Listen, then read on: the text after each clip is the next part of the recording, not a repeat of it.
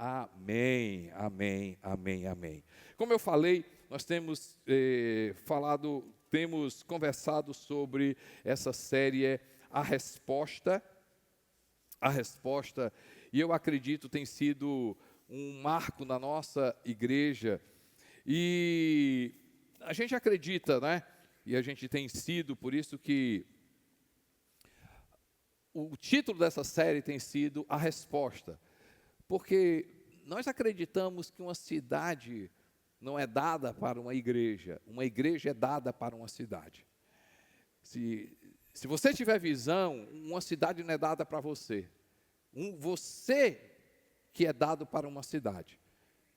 Um condomínio não é dado para você é dado para um condomínio.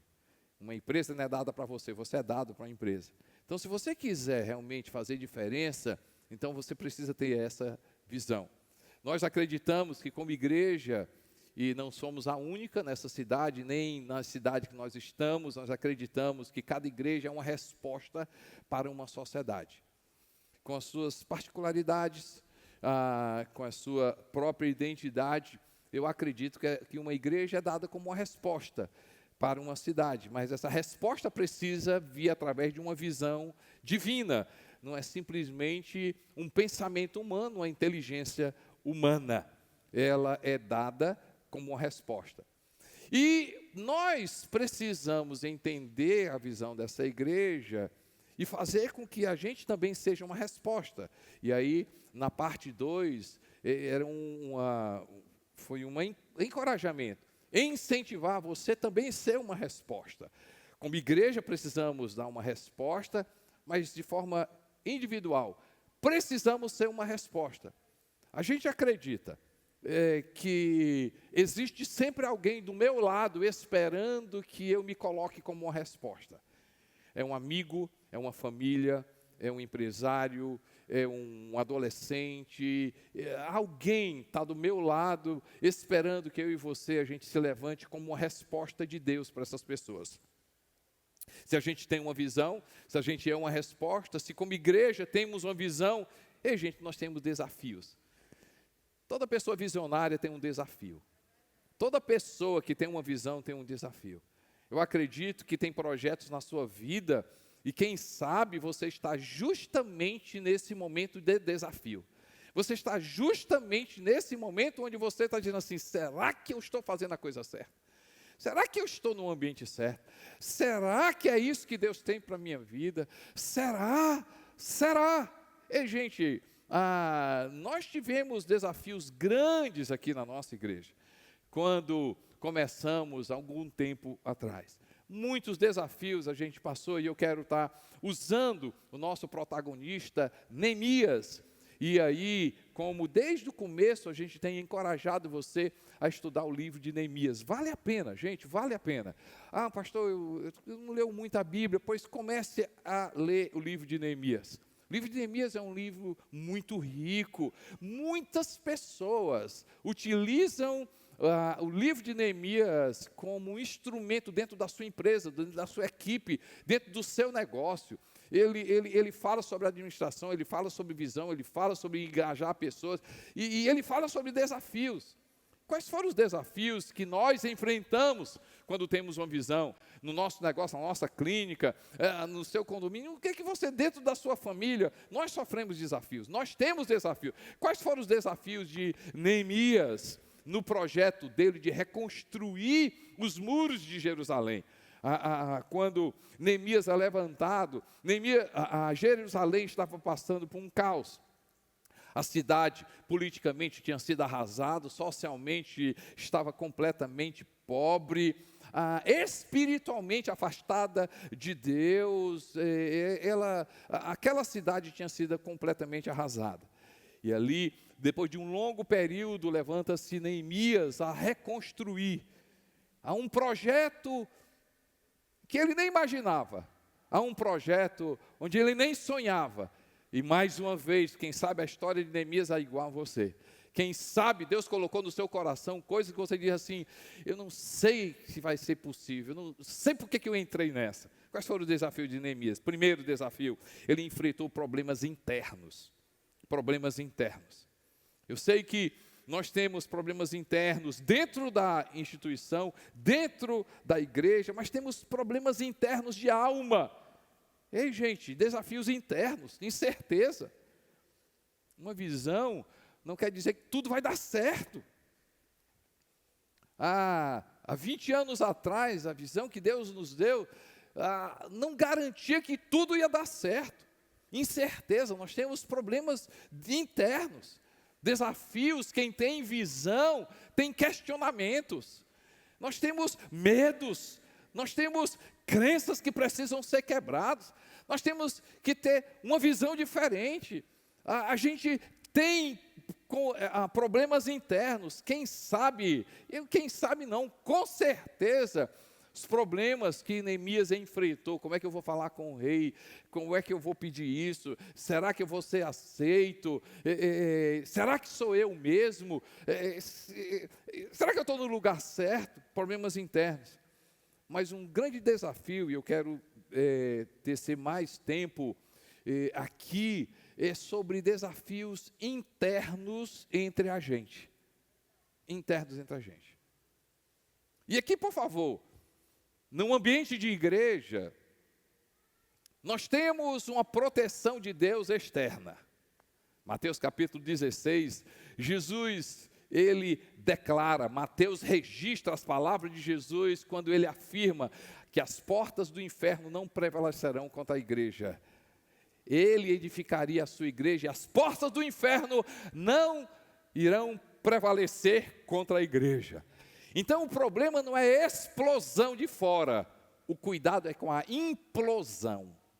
O problema não é o externo, o problema é o interno. E aí, se você ler a história de Neemias, você vai perceber a figura de duas pessoas que estão confrontando direto Neemias. Chama-se Sambalá e Tobias. Essa história de Sambalá, né, esse personagem aí, Sambalá e Tobias, que aparecem como desafio, sempre ali confrontando Neemias. Agora, por que Sambalá e Tobias aparecem como desafio para Neemias? Porque Sambalá e Tobias, eles não eram alimentados pelo que vinha de fora. Sambalá e Tobias eram alimentados pelas pessoas que vinham de dentro. Vocês ouviram, gente? Sambalá e Tobias, os dois eram alimentados por conversas internas. Paulo, escrevendo uma carta, ele fala da seguinte forma, e eu quero ler com você, no livro de 1 Coríntios, capítulo 1, verso 10. E 3 coisas ele chama a atenção, que nos ajuda a enfrentar problemas internos. 1 Coríntios 1, 10 diz assim: irmãos, em nome do nosso Senhor Jesus Cristo, suplico a todos vocês que concordem uns com os outros no que falam, para que não hajam divisões entre vocês, e sim que todos estejam unidos num só pensamento e num só parecer. Paulo chama a atenção de 3 coisas que nos ajudam a combater, acabar com os conflitos internos. Ele fala sobre linguagem, diga comigo, gente, linguagem. Vamos lá, comunicação. Ele fala sobre pensamento. Vamos lá, todo mundo, pensamento. Ele fala sobre parecer. Né? Comunicação. Ele fala sobre pensamento e ele fala sobre parecer, relatório. E é uma construção. Nós temos uma visão, nós temos uma cultura, nós temos uma crença, a gente prega. Agora, se já estamos com 8 campos, em 4 estados, nós não vamos parar, nós vamos avançar cada vez mais. Mas nós precisamos aqui como igreja ser uma resposta aonde Deus nos leve a estar. Mas nós precisamos ser uma resposta também de forma individual, com a visão dessa igreja, essa visão também fazer parte sua, Isso também você ser uma resposta onde você vai estar. Agora a gente precisa cuidar da nossa comunicação. Porque se a gente prega aqui, ei, nós precisamos respeitar pessoas. E nós precisamos amar as pessoas. Nós não vamos julgar as pessoas. Nós vamos entender que o Espírito Santo é aquele que transforma a pessoa.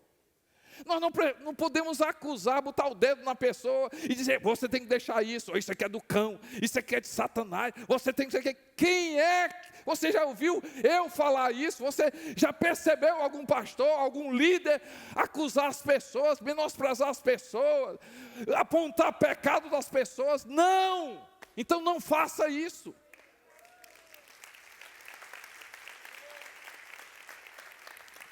Porque se tiver linguagem diferente, vai ter problema. É igual dentro de casa. É igual dentro de casa. É, meu irmão. O pai, a mãe diz assim, ei filha, vai tomar banho. E o pai diz assim, filha, não precisa ir agora não. A mesma coisa, os dois acham que tomar banho é importante. Mas a linguagem é o quê? É diferente. Vá agora, vá não. O que vai acontecer? O menino vai ficar, ou a menina vai ficar morta de feliz, porque o pau vai comer. Os dois começam a brigar. Aí daqui 3 horas, nenhum está mandando tomar banho, ela não toma banho. Um diz, vai estudar. Aí a avó diz, não, fica aqui, filhinha, vai estudar não. Linguagem diferente. E gente, se em casa funciona desse jeito, a empresa... O diretor diz assim, olha, a gente tem que respeitar, nós temos que ir, nós temos que valorizar, nós temos não sei o quê. Aí o outro diz assim, não vai, isso é conversa, produto não presta não. Preço desse jeito, ninguém vai conseguir vender nada. E gente, aquela empresa vai... Por que está acontecendo? A gente fez tudo, mas por causa de uma linguagem, um projeto, se acaba. Será que é exagero? É exagero não, gente. Gênesis capítulo 11, vocês sabem muito bem, pelo menos conhecem por filmes, mas tem uma história, vale você conferir, porque tem detalhes que às vezes o filme não mostra. Torre de Babel, o projeto Torre de Babel. Não quero valorizar o projeto Torre de Babel, aí eu não quero entrar no mérito do que aconteceu, o porquê que Deus ele vai lá e coloca o dedo no projeto Torre de Babel. Mas se você for olhar no capítulo 11, Deus desce e diz o seguinte, eles vão conseguir. Eles vão conseguir. Detalhes, o que é que Deus diz? Depois confere lá, gente. Deus diz assim, porque eles estão unidos e têm a mesma linguagem. Não, vocês não acreditam não, deixa eu ler. Vocês estão acreditando? Não, eu sei que vocês estão dizendo assim, confiar é bom, conferir é melhor. Pois é, então vamos lá. Diz assim, 11:6. E o Senhor disse, eis que o povo é um e todos têm a mesma linguagem. Isto é apenas o começo. Não haverá restrição para todos, tudo o que intentam fazer. Ei, gente, a Torre de Babel veio à falência, por quê? Porque eles começaram a brigar? Pá, por burro, pá, matar um outro? Não. Linguagem, mudou a linguagem, o projeto foi para... Acabou. Nós precisamos ser resposta para essa sociedade. Mas temos uma visão de buscar a Deus. A nossa visão é conhecimento da palavra de Deus. Temos uma visão, entendemos ser importante o adolescente. Temos uma visão, entendemos a importância da criança. Temos uma visão, entendemos a importância de relacionamento.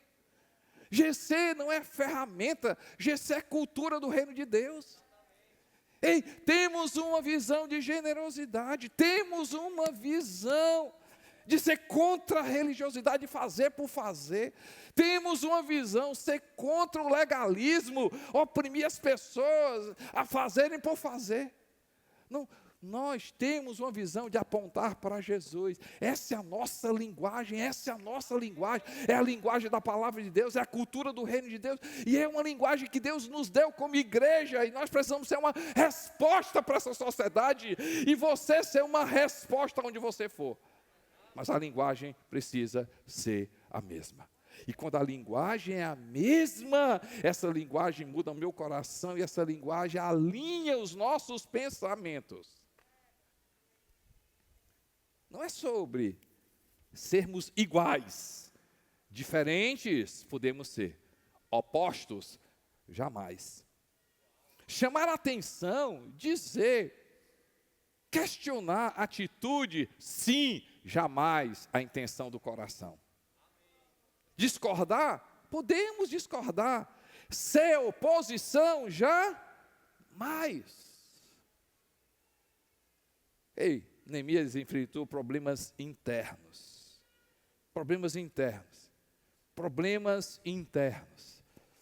Desafio da nossa igreja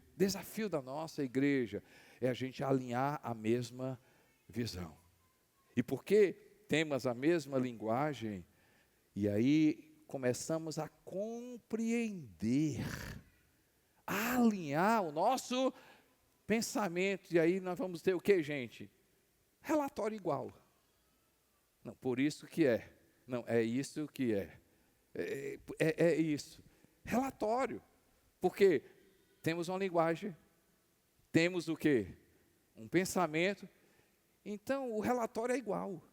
O parecer é igual. A forma da gente explicar vai ser igual. Será que não é isso que você talvez passe na sua equipe? Talvez não é isso, não é nem os desafios internos, os questionamentos, o medo. E quem sabe o que você tem passado? A equipe, quem sabe é a linguagem. Eu acredito que desafios internos nós temos, vão sempre existir, mas eu acredito que o pior desafio é quando a gente enfrenta o desafio de uma linguagem diferente, de uma cultura diferente, de algo, não podemos permitir que isso possa nos abater. A gente vai prosseguir, porque temos uma mesma linguagem, o mesmo pensamento, e um só relatório para a glória de Deus. Você pode agradecer a Deus, amém, gente? Neemias, desafio que Neemias enfrentou, e uma visão enfrenta, não parar no como. Neemias precisou entender o que sempre vem antes do como. Sempre vem antes do como. O como é depois. O como é Deus que providencia. Um dos desafios na nossa visão é cada vez mais a gente saber o que a gente quer, o que a gente enxerga, o que a gente diz. A gente precisa focar no o quê?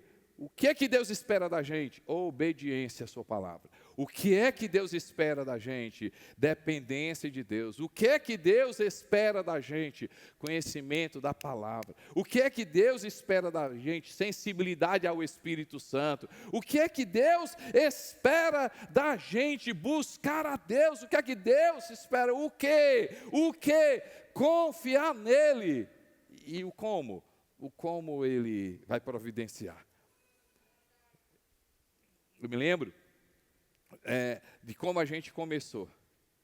E eu digo para você que é um desafio nosso descansar em não querer saber o como, porque se a gente souber o como, se Deus revelasse o como, a gente ia ficar doido. Há 20 anos, 2001, quando a gente começou, se Deus dissesse para a gente, último final de semana, contando com quarta, com domingo, em todos os nossos campos, todas as nossas atividades, com culto online, com culto nas unidades prisionais, nós tivemos aí à beira de 15 mil pessoas presentes. 15 mil pessoas. Nós não somos mais pequenos. 8 campos, 4 estados, e temos muito mais para alcançar. Há 20 anos, se Deus dissesse assim, Costa Neto, você vai estar com próximo aí 15 mil pessoas e pandemia. Se não fosse, a gente estaria já 20 mil pessoas. Eu dizia assim, como? Como assim? Não, você só tem isso aqui, você vai, como? Como é que vai acontecer isso? Diz logo aí. Eu jamais ia esperar 20 anos. Tinha pessoas que diziam assim, não, vai ser com 20 anos. Ah, não, pelo amor de Deus, senhor, também, né? Então era melhor nem dizer. Por isso que eu não queria dizer. Será que não foi isso que Maria falou? Maria, você vai ser mãe do Salvador. Se alegra. Ei, Maria, tu é bem-aventurada. Versão Costa Neto. Se alegra, Maria, bem-aventurada, eu tenho notícia boa. Você vai ficar grávida. Se alegra, Maria. O que foi? Eu não sou casada. E eu não pretendo ter relação antes de me casar. Como? Como? Ei, José, você vai ser governador do Egito. Para de brincadeira, Deus. Para de brincadeira. Meus irmãos me venderam, eu fui para a casa de Potifar, a mulher dele quer se enrolar comigo, eu não quis. E aí eu vou fazer a tua vontade, vou para a prisão. Na prisão eu penso que ia sair amanhã, vou nada, eu estou aqui. Ninguém olha para mim. Tu está de brincadeira, Deus. Eu vou ser o quê? Governador do Egito. Como? Gideão, forte, corajoso. Você vai derrotar e você vai colocar o meu povo em liberdade. Gideão, para quem não conhece, ele era parte de uma família, uma das mais pobres de Israel, e ele diz que era o menor da casa dele. Ele diz assim, como eu vou ser, Senhor? Ei, será que não é isso que perturba a tua vida? Esse projeto é de Deus. Essa visão é de Deus. É que no teu coração foi Deus que colocou. Mas você diz assim, como, Senhor? E esse que tem perturbado a tua vida. Como? Esse dom Deus te deu, esse talento Deus te deu. De repente você está dizendo assim, como, Senhor? Como? Como? Como é que vai acontecer? Como vai acontecer? Como vai acontecer? Como vai acontecer? Quem sabe foi isso que... Quem sabe não, com certeza foi isso que enfrentou Neemias. Vale a pena você ler a história, porque Neemias era um funcionário público, copeiro, não era diretor financeiro, nem secretário de justiça, nem um cargo grande, não, era um cargo importante para aquela época, de confiança, até porque o rei a quem ele servia, Artaxerxes, o pai dele tinha sido envenenado. Neemias era uma figura muito importante, mas era copeiro do rei. Como é que eu vou reconstruir? Como é que eu vou para esse projeto? Ah, Senhor, meu Deus, eu estou no lugar errado. Eu estou fazendo a coisa errada. Eu acho que eu estou, assim, estou vivendo momento errado. Como eu vou fazer? O como sempre vai vir de Deus. Eu e você, a gente precisa ter a convicção do que eu preciso fazer, do que Deus quer que eu faça. Deus quer que eu faça. Eu sei o que eu quero. Eu sei o que Deus quer. Eu sei por que eu estou fazendo isso, por que eu insisto, por que eu creio, por que eu digo, por que eu não desisto, por quê? E como é que vai vir? Veio sobre Maria, veio sobre José, veio sobre Gideão, veio sobre Moisés, veio sobre Paulo, veio sobre a minha vida, vai vir sobre a sua vida, vai vir sobre a sua vida, vai vir sobre a sua vida, vai vir sobre a sua vida, o como Deus vai providenciar. Você pode dar glória a Deus, amém? Você pode dar glória a Deus. Mas Neemias também enfrentou problemas externos. Neemias 2,19 diz assim: quando, porém, Sambalá, o aronita, Tobias, o oficial amonita, Gesem, o árabe, souberam disso, zombaram de nós, desprezaram-nos e perguntaram: o que é isso que vocês estão fazendo? Estão se rebelando contra o rei? Todos esses homens, eles não entendiam o sacrifício que aquelas pessoas estavam fazendo. E um grande povo, envolvido com tudo aquilo ali. Neemias 4:7, eu gosto muito desse texto, Neemias 4:7. Quando, porém, Sambalate, Tobias, os árabes, os amonitas e os homens de Asdod souberam que os reparos nos muros de Jerusalém tinham avançado e que as brechas estavam sendo fechadas, ficaram furiosos. Furiosos. Tem muita gente que ganha com a desgraça dos outros. Neemias não foi só construir um muro. O muro foi a ligação, mas o propósito é muito maior. Próximo domingo a gente vai falar sobre o legado. Neemias não construiu um muro. Neemias levantou a autoestima de um povo. Neemias ajudou a restaurar o relacionamento com Deus. Não foi sobre muro. Neemias trouxe justiça social. Se você ler o texto, principalmente capítulo 5 de Neemias, Neemias trouxe unidade. Neemias restaurou politicamente um estado que estava falido. Ei, gente, mas tinham pessoas dizendo o seguinte: é melhor que estejam caídos, é melhor que eles sejam pobres, é melhor que seja condicionado, é melhor desse jeito. Por isso nós precisamos ser uma resposta. Eu não sou eu não sou a voz do caos, não gosto de falar sobre caos, mas tem muita gente que se alegra com notícia ruim. Tem muita gente que se alegra com a desgraça das pessoas.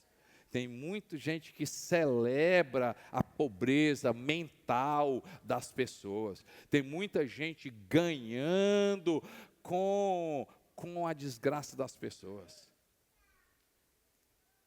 Mas a gente precisa ser uma resposta. Porque a oposição existe também de fora. Os conflitos podem ser internos, mas existem opositores. E opositores o quê? Por quê? Porque não entendem o nosso sacrifício. A Ana falou muito bem aqui. Ninguém vai entender o teu sacrifício porque eles não compreendem o teu propósito. Não, vocês não entenderam. Ninguém vai compreender o teu sacrifício, sabe por quê? Porque eles não compreendem o teu propósito.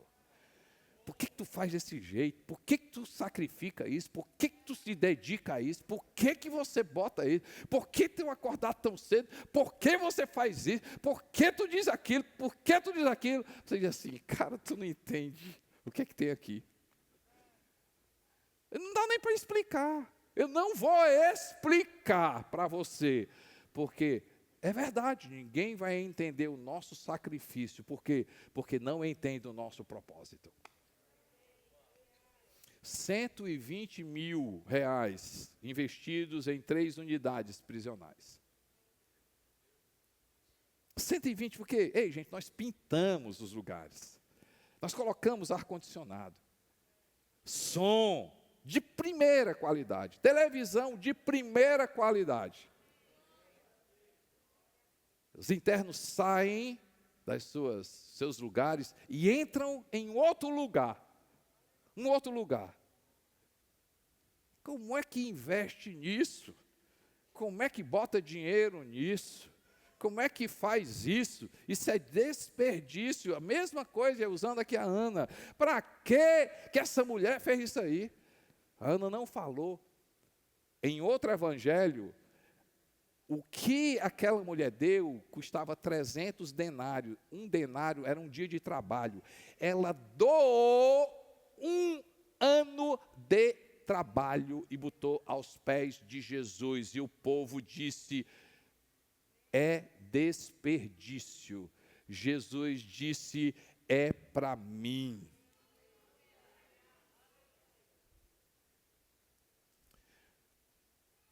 O nosso sacrifício vale a pena porque a gente entende que é para pessoas. É sobre pessoas. E, gente, para a glória de Deus, você tem sido abençoado com mensagens aqui. Você, a partir dessa igreja, essa igreja não transforma ninguém, mas é ferramenta para que as pessoas conheçam Jesus. A sua vida foi inspirada, toda vida que você chega aqui é inspirado, mesmo que você esteja visitando aqui, você está sendo inspirado. Algo vai mudar na tua vida. Ei, gente, quem tem sido abençoado nesse lugar, levanta a sua mão e dá glória a Deus. Glória a Deus, glória a Deus, glória a Deus, glória a Deus, glória a Deus, glória a Deus. Não se assustem das pessoas não compreenderem o seu sacrifício. Isso é exagero ir para a igreja. Isso é exagero servir. Isso é exagero doar. Isso é exagero, é exagero. Neemias, ele sofreu desafios externos. Tanto sacrifício, tanta coisa. Para esse muro, as pessoas estavam olhando para o muro. Neemias estava olhando gente. Neemias estava com um propósito de levantar pessoas. Eu acredito, não é? Que é um desafio que a gente vai enfrentar. Não se assuste. Quem não entende o seu propósito, jamais entenderá os seus sacrifícios. E a última coisa que eu vejo na vida de Neemias, que inspira a minha vida, é que Neemias enfrentou o desafio de agregar pessoas à visão dele. Pessoas à visão dele. Deixa eu ler esse texto interessante. Neemias 3, 13 a 14. 13 e 14. A porta do vale reparou-a Anum e os moradores de Zanoa. Estes a edificaram e levantaram as portas com fechaduras e os seus ferrolhos, como também 1000 côvados de muro até a porta do montouro. E a porta do montouro reparou-a Malquias. Duas pessoas citadas por Neemias construíram e restauraram 500 metros de muro, construíram e colocaram as portas, e uma determinada porta foi colocada por uma pessoa, mas Neemias celebra todos os envolvidos. Esse aqui não é que fez mais, esse aqui fez menos. Ei, gente, quando a gente fala de uma visão, o grande desafio é a gente agregar as pessoas a essa visão. Eu acredito que uma visão divina é feita com muitas mãos. Não é só com uma mão, não. E a gente é tranquilo em afirmar isso. Essa igreja chegou até aqui, não é por causa da capacidade da Neném e a minha capacidade. Não é porque nós fomos os mais inteligentes, os mais espertos. Não, porque vocês têm uma capacidade enorme. Deus nos deu capacidade, glória a Deus, Deus nos deu visão. Mas essa igreja chegou até aqui porque você se envolveu em uma visão. Você se envolveu com seu tempo, se envolveu com a sua presença, se envolveu com seus dons, se envolveu com seu talento, se envolveu com a sua vida. Você faz parte disso, porque você entende que eu, Costa Neto e Nenê, nós temos o nosso papel, mas existe o seu papel. o seu papel de coordenador pastoral, o seu papel de supervisor, o seu papel de líder, o seu papel de pastor, o seu papel de membro, o seu papel de voluntário. Esse culto acontece porque tem gente transmitindo, tem gente no som. Esse culto acontece porque tem pessoas que vocês nunca não viram aqui, mas durante a semana prepararam tudo isso aqui. Tem pessoas que vocês não estão vendo aqui no stage, tem pessoas que vocês não estão vendo aqui do lado, tem pessoas que vocês não vão cruzar, porque de repente você não tem filho, mas tem pessoas que têm filho aqui, e por causa disso, tem pessoas trabalhando com crianças nesse momento, tem pessoas aqui, tem pessoas contribuindo com o seu coração, tem pessoas orando aqui. Ei, gente, o maior desafio que eu vejo, um dos grandes desafios, é fazer com que as pessoas possam entender e se juntar. É isso que aconteceu com Neemias. Um dos grandes desafios de Neemias foi dizer o seguinte: ei, juntos somos mais fortes. Juntos somos mais fortes, porque temos uma visão. Porque como igreja somos uma resposta, mas como igreja, eu, você, precisamos ser resposta. E como igreja a gente precisa se fortalecer nos nossos desafios, não desistir dos nossos desafios, saber que somos uma resposta de Deus.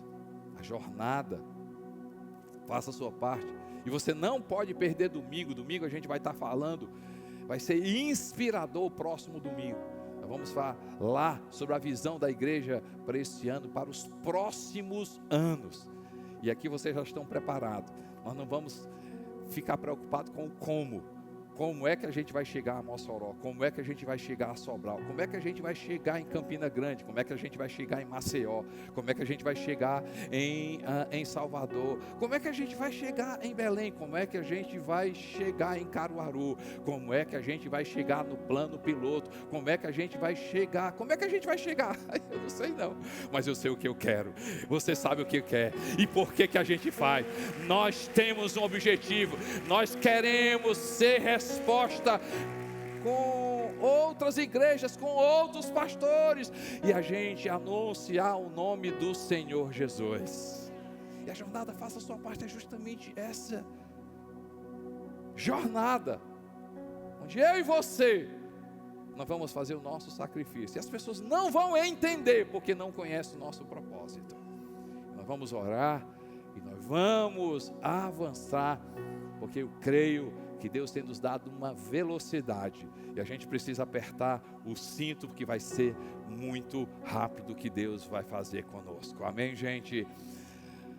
Eu e a Neném, a gente conta também alguns desafios que a gente passou durante esse período, nesse vídeo, e depois eu volto.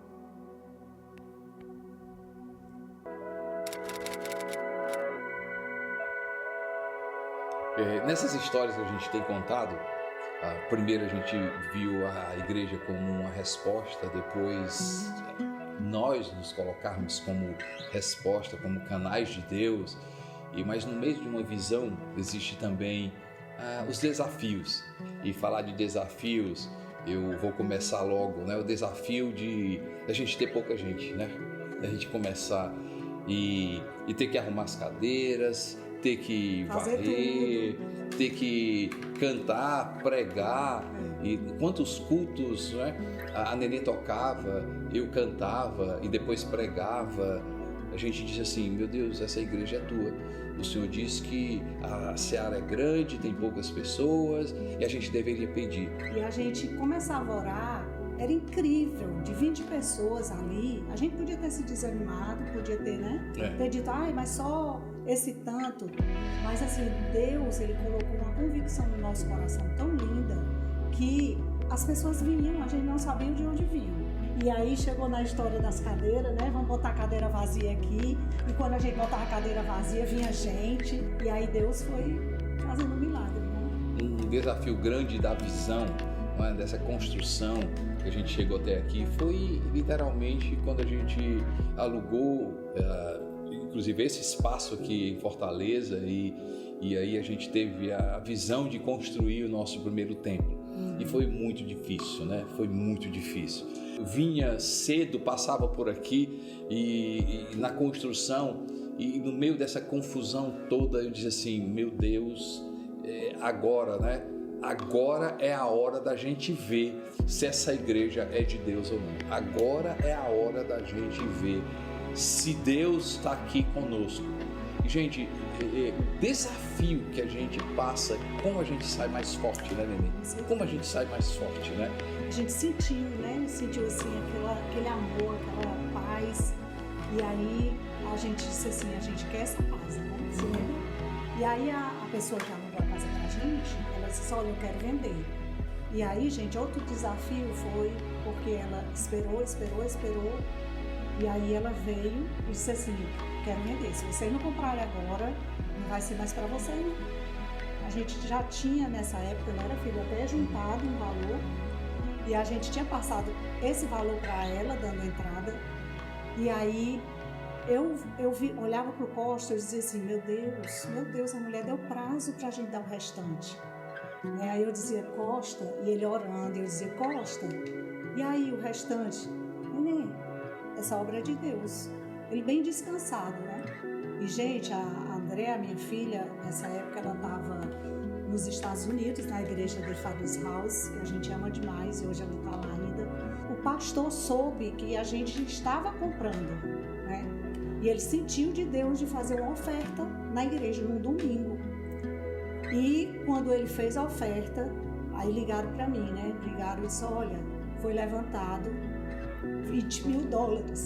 E a gente estava devendo 60 mil. E convertendo, né? Era exatamente o valor do restante da casa. E eles pediram para filmar, né? A gente disse assim, Costa, olha aqui, enviaram os 60 mil que estava faltando para comprar a igreja. Aí ele começou a chorar, mas, gente, assim, aquilo ali trouxe ao nosso coração a certeza de que Deus tinha nos levantado, que tudo era da vontade de Deus, né? A gente viu a resposta de Deus, como a gente cresceu em todas as dificuldades e o derramar de Deus. Por exemplo, o derramar de Deus foi com relação ao voluntariado, não é? Assim, no meio de tanta dificuldade, de tantos desafios, de tanta coisa, tanto tempo a gente ter passado com pouca gente, com uma equipe pequena, e assim, a fidelidade de Deus nos amadurecer para a gente receber tantos voluntários. Então eu vejo que toda visão que Deus nos dá, nós vamos ter que passar por desafios. Deus vai depurar, Deus vai trabalhar, Deus vai amadurecer. Sempre que existe um desafio, sempre que existe uma crise, sempre que existe algo que a gente diz assim, nós vamos sair mais fortes. Nós vamos sair mais fortes. Porque se a gente saiu ali com 20 pessoas, se a gente olhou para trás e assim, né? Deus foi com a gente. Quando a gente foi na construção, Deus foi com a gente. Deus foi com a gente. Deus foi com a gente. Deus foi com a gente, rapaz. Se Deus foi com a gente, Deus vai continuar sendo com a gente. Eu me lembro, né, quando começou essa pandemia, primeira semana, segunda semana, né, a gente, pai, nós vamos sair mais fortes, nós vamos sair mais fortes, nós vamos sair mais fortes, né? E eu creio que a gente tem vivido momentos maravilhosos. Isso não quer dizer que a gente não tenha desafio. Nós vamos ter que continuar tendo desafio, mas a visão precisa amadurecer, a visão precisa crescer, a visão precisa fortalecer na nossa vida. E a gente, para dar essa resposta, a gente vai ter que ser essa igreja que encara, essa igreja que não para, essa igreja que tem desafios, a gente não vai parar. Porque o Deus que fez conosco no passado vai nos dar resposta, vai trazer resposta, vai trazer. Com certeza.